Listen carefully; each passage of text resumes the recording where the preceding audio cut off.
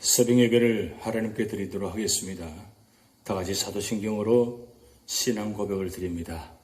전능하사 천지를 만드신 하나님 아버지를 내가 믿사오며 그 외아들 우리 주 예수 그리스도를 믿사오니 이는 성령으로 잉태하사 동정녀 마리아에게 나시고 본디오 빌라도에게 고난을 받으사 십자가에 못 박혀 죽으시고 장사한 지 사흘 만에 죽은 자 가운데서 다시 살아나시며 하늘에 오르사 전능하신 하나님 우편에 앉아 계시다가 저리로서 산자와 죽은 자를 심판하러 오시리라.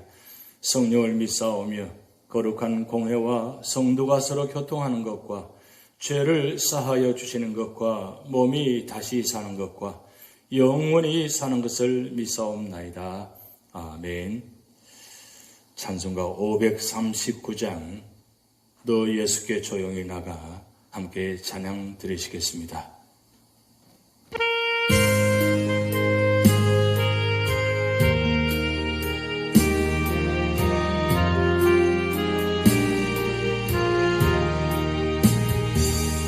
너 예수께 조용히 나가 내 모든 짐 내려놓고 주 십자가 사랑을 믿어 죄사함을 너받으라. 저 예수께 조용히 나가 내 마음을 쏟아놓으라. 은밀히 보시는 주님 그 은혜를 베푸시니 저 예수의 은혜를 입어 내 슬픔이 없어지니 내 이웃을 널 사랑하여 너 받은 것 거저주라. 저 예수께 조용히 나가 내 마음을 쏟아놓으라. 너를 은밀히 보시는 주님 그 은혜를 베푸시니 저 예수를 친구로 삼아 늘 내 옆에 모시오라. 그 영원한 생명샘 노래 내 마음 목축이어라. 저 예수께 조용히 나가 내 마음을 쏟아놓으라. 늘 은밀히 보시는 주님 그 은혜를 베푸시니 너 주님과 사귀어 살면 새 생명이 넘치리라. 저 예수를 찾는 이 앞에 참 밝은 빛 비춰라. 저 예수께 조용히 나가 내 마음을 쏟아놓으라. 늘 은밀히 보시는 주님 그 은혜를 베푸시니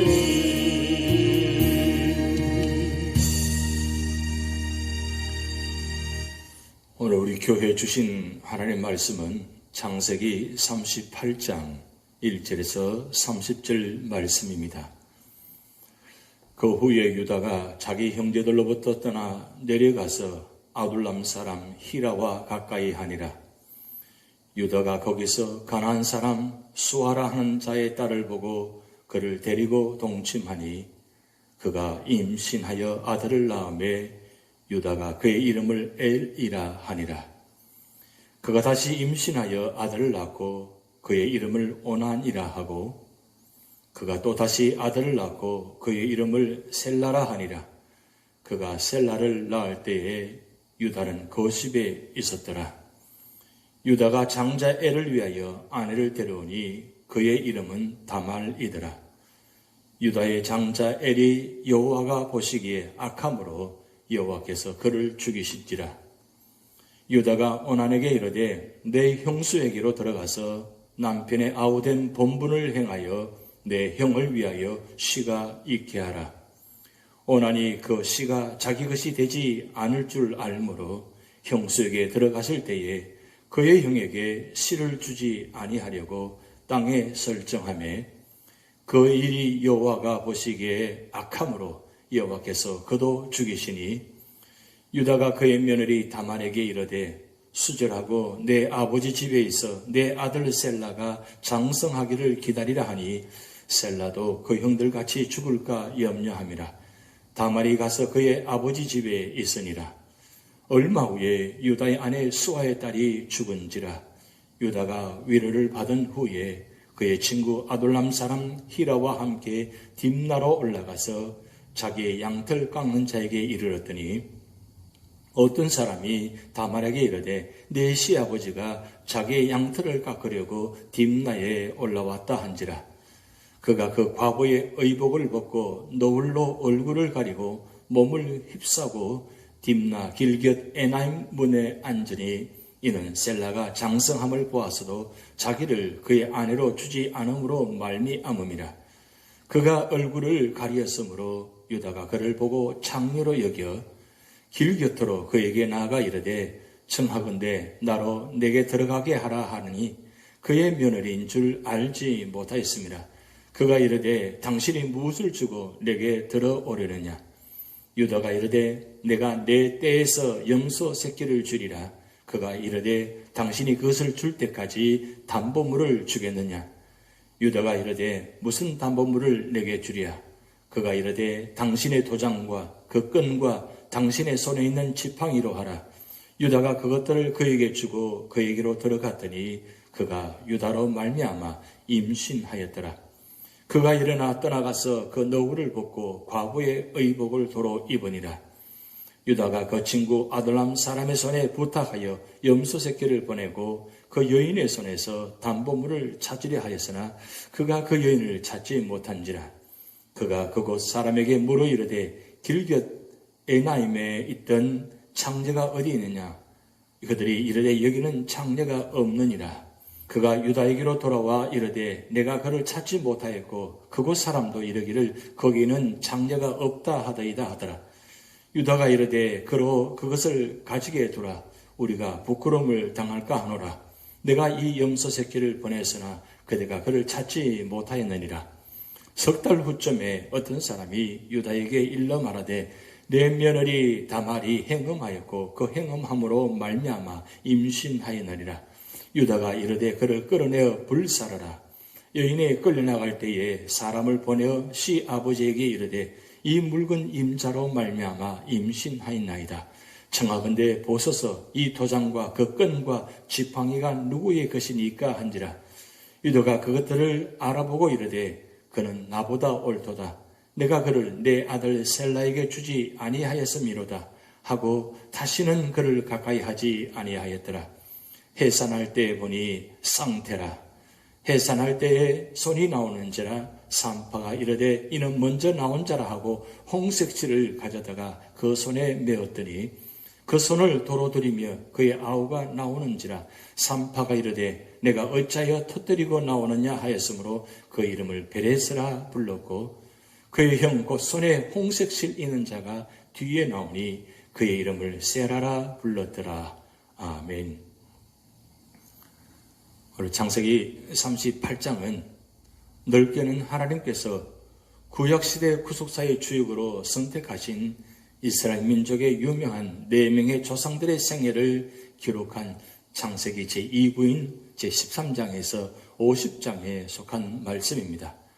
그리고 보다 좁게는 선민 이스라엘의 혈통적 조상일 뿐 아니라 구속사 전반에 걸쳐 모든 성도들의 믿음의 아버지로 부름받았던 아브라함과 이스라엘 제2대 족장으로 순종과 온유의 삶을 살았던 이삭 및 이스라엘 12지파의 직접적인 조상인 야곱에 이어 구약 구속사의 주역으로 선택된 언약의 백성이 애굽으로 내려가게 된 직접적 계기를 마련한 요셉을 중심한 야곱 12아들의 역사가 기록된 37장에서 50장의 일련의 부분의 말씀입니다. 이처럼 37장에서 50장은 주로 요셉을 중심으로 스토리가 전개되어지나 본장은 예외적으로 유다의 가정사를 다룬다는 특징을 지니는 말씀입니다. 이러한 본장의 내용을 보다 좀 세분하여 살펴보면 다음과 같습니다. 첫 번째는 1절에서 11절 말씀을 통해서 유다 가문의 행적에 관한 말씀입니다. 본장은 요셉 이야기의 중간에 일종의 삽입기사와 같이 언급된 것으로 예수 그리스도의 조상이 된 유다와 그 며느리 다말 간의 근친상간과 관련하여 언급하고 있습니다. 그중 본문은 그 도입부에 해당하는 부분으로 유다와 다말의 근친상간이 발생하게 된 배경적 설명으로 요셉이 애굽으로 팔려간 이후 야곱 일가가 애굽으로 내려가기 이전 야곱 집안의 실질적 장자라 할 수 있는 유다의 행적과 그 집안의 불행한 사건을 소개하고 있습니다. 이러한 본문은 두 부분으로 나누어집니다. 먼저 전반부 1절에서 5절은 유다의 행적을 보도하고 있습니다. 즉 유다는 가나안 여인과 결혼하여 3명의 아들을 둔 것입니다. 그런데 아브라함의 계보를 잇는 서민 이스라엘의 가문은 야곱 때까지만 해도 그 혈통의 순수성을 보존해 왔습니다. 그러나 유다에 이르러서는 가나안 여인을 아내로 맞아들임으로써 혈통의 순수성은 상실되고 말았으며 이러한 통혼의 결과 유다 집안은 가나안인들의 타락한 도덕성에 오염되어 결국 시부와 며느리의 건진상간의 결과까지 낳고 말았던 것입니다. 다음으로 후반부 6절에서 11절은 유다 집안의 일련의 불행한 사건을 소개하고 있습니다. 즉 유다의 장자 엘이 하나님 보시기에 악하여 심판받아 죽고 그 차자인 오난마저 계대 결혼의 의무를 소홀히 함으로써 하나님의 심판을 받아 죽은 것입니다. 여기 계대 결혼, 흔히 형사치수라고도 불리는 제도로서 자식 없이 죽은 형제 가문의 대를 계승시켜 주기 위해 남아있는 다른 형제가 죽은 형제의 부인과 결혼하여 가문을 이어나갈 자식을 낳아주던 제도를 말하는 것입니다. 이와 따라서 다른 형제는 진정한 형제와 희생정신으로서 이 계대 결혼 의무를 수행해야 했던 것입니다.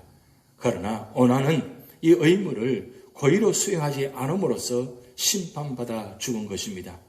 한편 유다는 셋째 아들 셀라가 있었으나 셀라의 죽음을 염려하여 며느리 다말에게 주지 않음으로써 결국 다말이 간계를 꾸며 자신을 유혹하게 하는 결정적인 누를 범하고 말았습니다.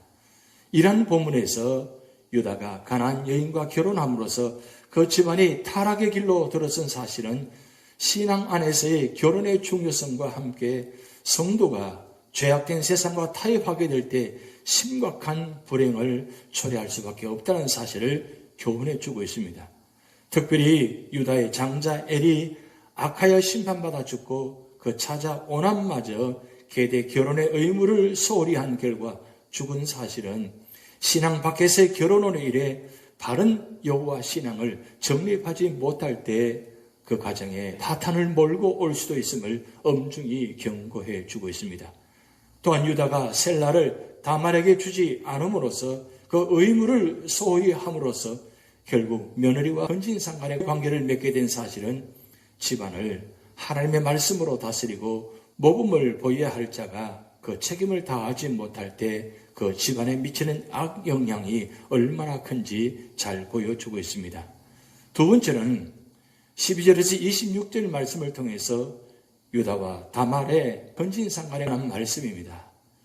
지난 단락에서는 유다와 다말의 건진상간에 관해 언급하는 본장 전체의 도입으로서 유다와 그 집안의 행적을 살펴보았습니다. 그에 이은 본문은 본장 전체의 본론에 해당하는 부분으로 유다와 다말이 건진상간의 관계를 맺게 된 사실을 언급하고 있습니다. 즉 본문은 계대 결혼 책임에 대한 유다의 불성실한 태도와 그의 정욕과 그리고 며느리 다말의 간사한 속임수가 어우러져 시아버지와 며느리 사이에 부도덕적인 건진상간의 관계가 맺어지는 장면입니다. 유다의 며느리 다말은 가문의 대를 잇는다는 명분으로 창녀로 변장하고 상처한 시아버지인 유다를 유혹하여 그와 관계를 맺어 임신하였던 것입니다.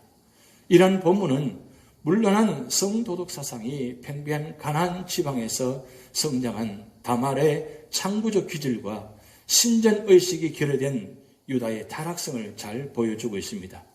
결국 온갖 타락으로 점철된 야곱의 집안에 더해진 본문의 부도덕하고 수치스러운 기록은 야곱 가문이 가나안 땅을 떠나 애굽으로 이주해야 할 필연성을 제공하고 있습니다. 왜냐하면 장차 선민 12공동체를 형성하게 될 야곱의 아들들이 유다와 같이 이미 멸망받을 민족으로 예언된 가나안 족속과 빈번한 통혼을 하게 된다면 결국 그들도 죄악 가운데서 죄악을 행하다가 가나안 족속과 함께 멸망받을 수밖에 없었기 때문입니다. 그러한 의미에서 애굽은 하나님께서 언약 백성 이스라엘을 위하여 특별히 예비하신 선민의 피난처요 시량의 재련소라 할 수 있습니다. 한편 유다와 다말의 이러한 부도덕하고 수치스러운 건진상간에도 불구하고 하나님께서는 그들의 후손 가운데서 메시아가 나게 하시는 은혜를 베푸셨습니다. 이는 택한 백성을 향한 하나님의 무조건적인 은혜와 무한한 사랑을 증거해 주고 있습니다. 오늘날 우리가 부패함과 연약함에도 불구하고 소망을 잃지 않고 하나님의 구원의 은혜를 바랄 수 있는 것도 바로 이러한 하나님의 자기 백성에 대한 무한한 사랑 때문입니다. 세 번째로는 27절에서 30절 말씀을 통해서 베레스와 세라의 출생에 관한 말씀입니다. 본문은 이러한 유다와 다말 이야기의 결론에 해당하는 부분으로 다말이 쌍둥이 형제 베레스와 세라를 낳는 장면입니다. 무엇보다도 유다는 불신앙으로 가나안 족속의 여인을 아내로 맞았고 또한 욕정 때문에 창녀로 변장한 며느리 다말과 관계하여 베레스 형제를 낳았습니다. 그럼에도 불구하고 제약의 씨앗을 할 수 있는 베레스가 장차 예수 그리스도의 조상으로서 구속사의 주역으로 등장하게 된 사실은 실로 놀라운 하나님의 은총이 아닐 수 없습니다. 또한 사건의 주인공인 유다의 며느리 다말 역시 훗날 기생 라합과 이방 여인 룻과 우리아의 아내 바세바 그리고 동정녀 마리아와 함께 예수님의 족보에 그 이름이 기록된 5 여인 중 한 여인으로 등장합니다. 이러한 사실은 인간의 부패함에도 불구하고 변함없이 당신의 구속사를 계속 이끌어 가시는 하나님의 은혜를 단적으로 보여주고 있습니다. 이처럼 하나님은 인간의 죄악과 악행에도 불구하고 당신의 구속 계획을 변경시키지 아니하시며 죄악의 어둠을 뚫고 은총의 빛으로 그 계획을 온전히 이루시는 것입니다. 그러므로 하나님의 구원은 인간의 행위에 근거하고 있는 것이 결코 아니라 하나님의 전적 은혜에 의존한다는 사실을 명백히 알 수 있습니다. 한편 성경의 언약 계보 가운데는 본문의 세라와 베레스와 같이 장자가 아닌 자가 실질적인 장자의 권리를 갖게 되는 사례가 많습니다. 이러한 사실은 우연한 일이 아니라 장차 유대인과 이방인과의 관계를 예시한 것이라 볼 수 있습니다. 즉 복음의 장자권이 유대인에게 먼저 주어졌음에도 불구하고 실제로 그 복음의 은혜를 누리는 자는 이방인이라는 사실이 바로 그러한 것입니다. 오늘 창세기 38장의 교훈을 통해서 살펴보면 첫째로 사람은 참으로 죄악된 것입니다. 유다의 맏아들 엘은 하나님 앞에 악하였고 둘째 아들 오난도 그러했습니다. 다말의 행위도 매우 악했고 유다의 행위도 심히 부끄럽고 죄악된 일이었습니다. 유다의 가정은 연약하였습니다. 그러나 우리는 몸의 죄성에 따라 살지 말고 하나님의 뜻을 따라 거룩하게 살아야 할 것입니다. 로마서 8장 13절 말씀에 너희가 육신대로 살면 반드시 죽을 것이로되 영으로서 몸의 행실을 죽이면 살리라고 말씀하고 있습니다. 두 번째는 유다의 가정의 불행은 하나님의 징벌이었다고 볼 수 있습니다. 하나님께서는 유다의 아들 엘과 오난을 죽이셨습니다. 유다의 아내도 열마 후 죽었습니다. 그의 며느리 다말은 죄악된 임신을 하였고 유다 자신도 죄악되고 부끄러운 실수를 했습니다. 이것은 다 동생 요셉을 이스마엘 상인들에게 팔자고 제안한 그의 악행에 대한 하나님의 징벌이었다고 볼 수 있습니다. 우리는 하나님의 징벌을 두려워하며 그의 말씀 앞에 두려워하는 자가 되어야 할 것입니다. 세 번째는 비록 사람이 연약할지라도 하나님 뜻은 이루어진다는 사실입니다. 다말이 연약하고 유다도 연약했으나 다말이 연약하고 유다도 연약했으나 하나님의 뜻은 이루어지고 있었습니다. 유다가 다말에게서 난 베레스는 다윗의 조상이 되었고 예수 그리스도의 족보에 올랐습니다. 사람이 연약하고 실수하고 범죄하지만 하나님의 뜻은 실패함이 없이 진행되고 성취되는 것입니다. 그러므로 우리는 하나님의 모든 뜻이 이 땅 위에서 이루어질 것을 믿고 기도해야 할 것입니다.